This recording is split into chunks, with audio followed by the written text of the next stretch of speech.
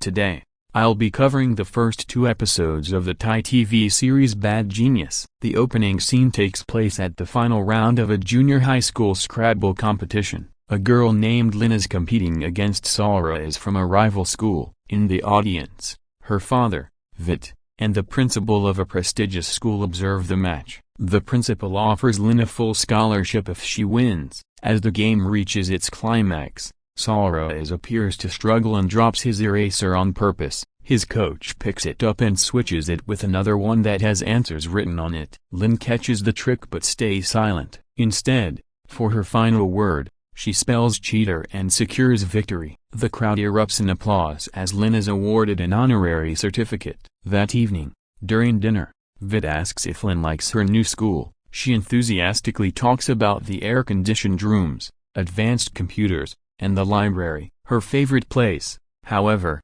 is the music room, which has a grand piano she plays during lunch. When Vit asks if she's made friends, Lynn hesitantly says she has. One day, while playing the piano, she meets her classmate, Grace, who seeks her help in preparing a song for the school play. Lynn plays while Grace sings, but they stop when Grace struggles with certain notes. Disheartened, Grace fears she won't get a role. Lynn advises her to focus on the keys and adjust accordingly. After some practice, Grace improves and becomes excited. Before leaving, she asks Lynn to wait outside the music room after her audition. The audition goes well, but Grace exits with teary eyes. A new rule requires students to have a GPA above 3.25 to participate in the play. Since Grace has never reached that, Lynn offers to tutor her. They begin studying together in the library. Their math teacher, Sofin, also provides private tutoring outside school. One day,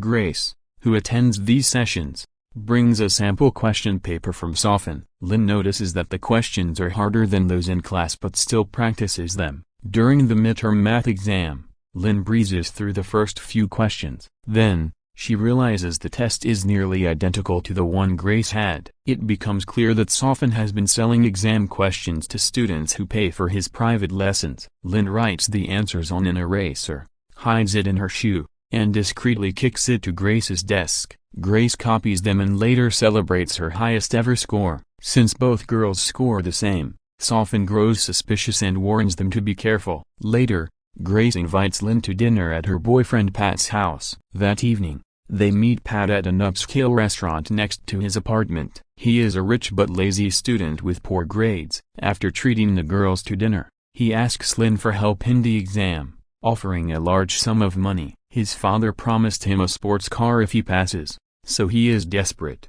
However, Lynn refuses, fearing the risks. That night, she returns home to find her father eating noodles. She urges him to watch his diet and heads to her room. Soon, she overhears him talking on the phone about a loan. Upon confrontation, Vit admits he borrowed money from his brother for her tuition. The principal had promised a full scholarship, but due to budget issues, Lynn must now share it with another student, meaning they must still pay half the tuition. Knowing her father cannot afford it, Lynn offers to transfer back to her old school, but Vit insists she stay for better opportunities. To secure the full scholarship, Lynn must now compete with the other student and prove her worth. The next day, Lynn notices a young boy struggling to reach a balloon on the ceiling. She tries to help but can't reach it. Just then, a boy named Bank arrives and retrieves it. The kid calls them a cute couple, making them both flustered. After the child leaves, Lynn introduces herself and realizes Bank is the student sharing her scholarship. When she asks if they can be friends,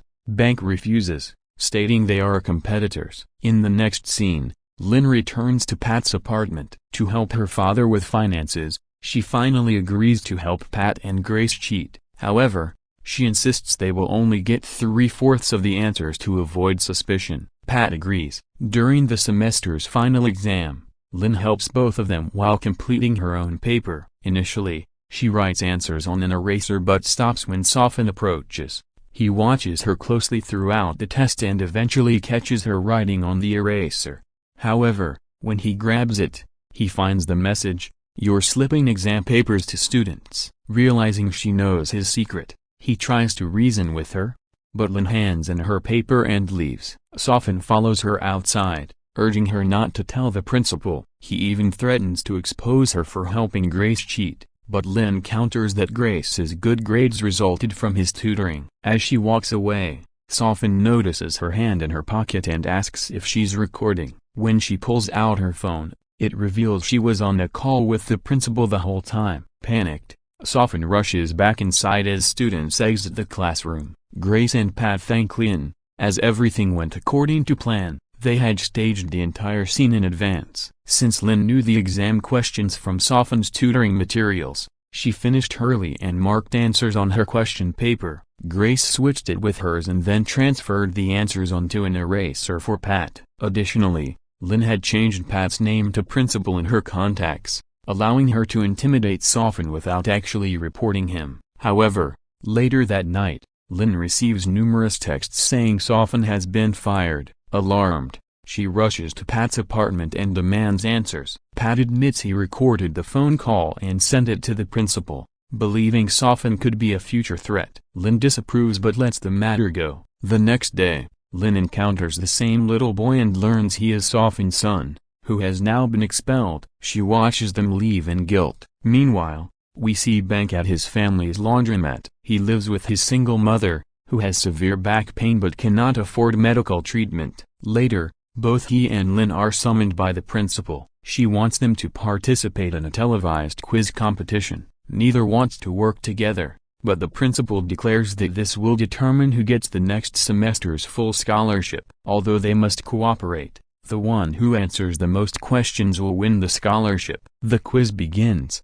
with Bank answering the first question correctly, followed by Lynn. They gain a lead but soon fall behind when Bank rushes into a wrong answer. Lynn advises him to think before speaking, as competing against each other could cost them the win. For the final question, they discuss and let the opposing team answer first, who gets it wrong. Lynn then provides the correct answer, securing victory. The next day, the principal announces that Lynn has won the full scholarship. She tells Bank to reapply next semester. After the meeting, Lynn tries to comfort Bank, but he brushes her off. Later, he takes his mother to a government hospital, where they wait in long lines. He also tells her he didn't get the scholarship, but she hides her disappointment and assures him they will manage. One day, Pat calls Lynn into the computer lab and teases her about quitting now that her tuition is covered. He laughs when she claims she doesn't need money anymore. He then reveals that the school still charges for extracurricular activities,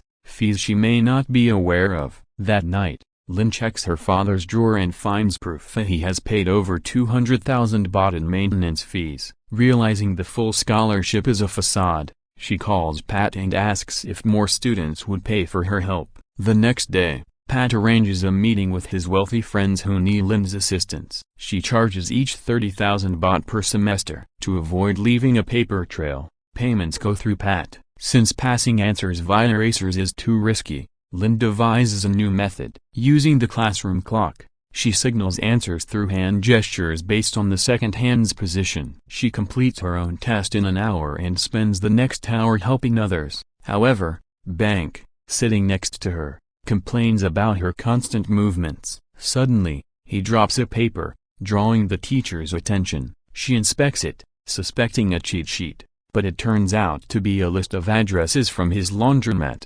Later, Lynn offers her scholarship to Bank, pretending her father won the lottery. He gratefully accepts, offering free laundry in return. The episode ends with him declaring they are now friends.